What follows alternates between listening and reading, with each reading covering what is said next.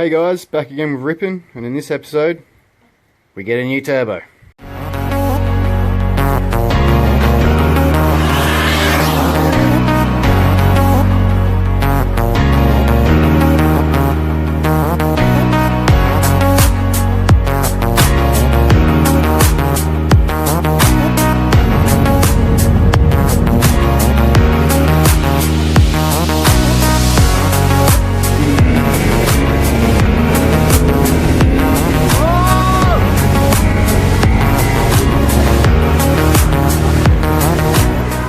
So yes, we're back again with Ripin, and I have bought a new turbo.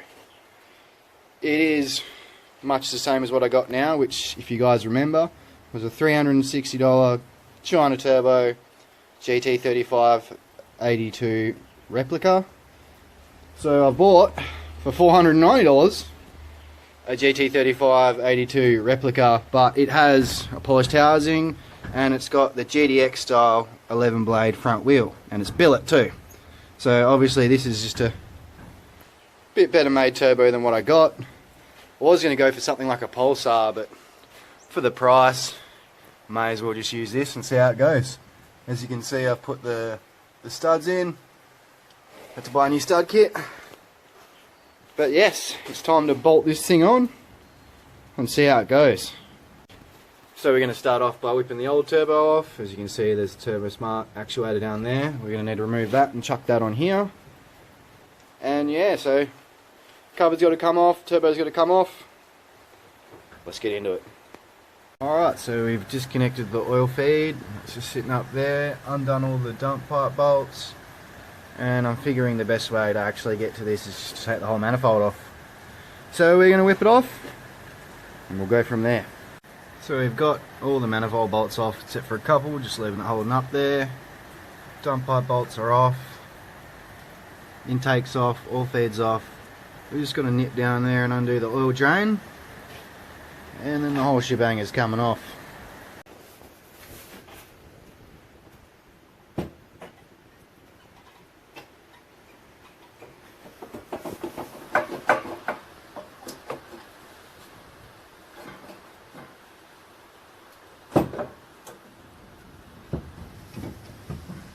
So it's out.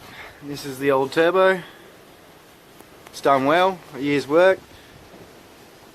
No shaft play. And this one will be going on to one of my mates, one of my subscribers, to do on his conversion. And it'll live on. We're going to take off the Turbo Smart actuator, swap over the oil drain bits, and then bolt it back up to the manifold. And then we can start chucking it back on. And so you can see the difference between the standard turbo and the new turbo with the GDX style front wheel.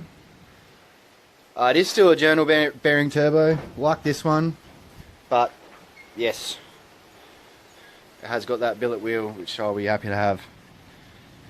So time to swap over that for that and chuck it back on. Alright, with both of them together, it looks like we're wondering whether we had to change the whole mount over for the actuator, but we're just going to try and undo these two 10mm and slide them in. Let's see how that goes. Bloody lovely day for it. Anyway, turbo is assembled, actuator's on, oil drain's set in there, and restrictor, too easy. But yep, it's time to bolt that to the manifold and we can get it on. Look at the fins, boy. New turbo all mounted. It's the last time I'm going to look at it before the intake goes on. Ready to rock. And she's all mounted up, looking all shiny in there.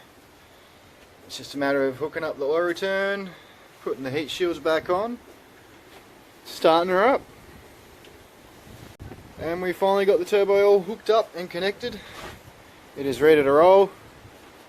And it's time for the first start.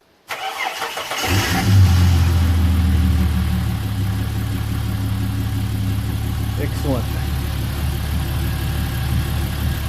All sounds everyone's happy. But yeah, it's a wet and windy and crap day.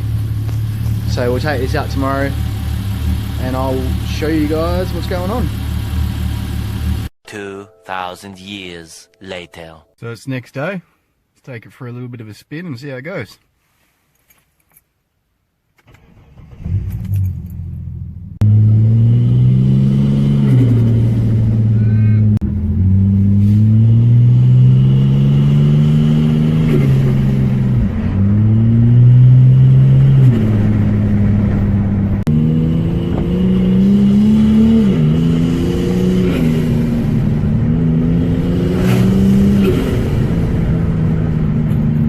A different sound. Well, there you have it. New turbo on, $490 upgrade with some billet parts. I've said before that I'm going to put injectors and a boost controller on this, so I'm just waiting to get a hold of the tuner to make sure we can go ahead with all that, and then this thing will be ripping. Until the next one, guys, thanks for watching. See you later.